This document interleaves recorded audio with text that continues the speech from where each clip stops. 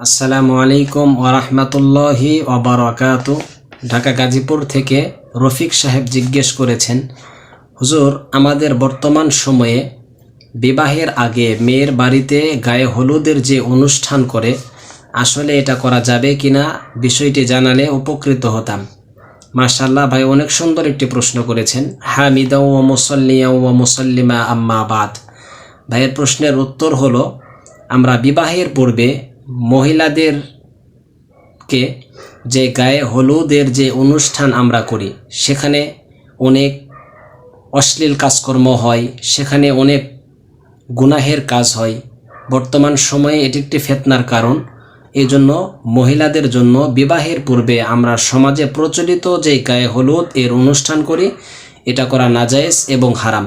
আল্লাহ রসুল সাল্লাল্লাহু আলাইহি ওয়াসাল্লাম বলেছেন, মান তাশাব্বাহা বিকওমিন ফাহুয়া মিনহুম। যে জাতির সাথে আপনার সম্পর্ক থাকবে, সাদৃশ্য থাকবে, আপনার হাসর নাসর কিন্তু তাদের সাথেই হবে।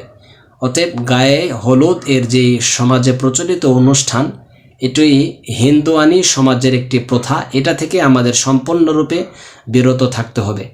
আশা করি ভাইয়ের প্রশ্নের উত্তর আপনি বুঝতে পেরেছেন। আসসালামু আলাইকুম ওয়া রাহমাতুল্লাহি ওয়া বারাকাতুহু।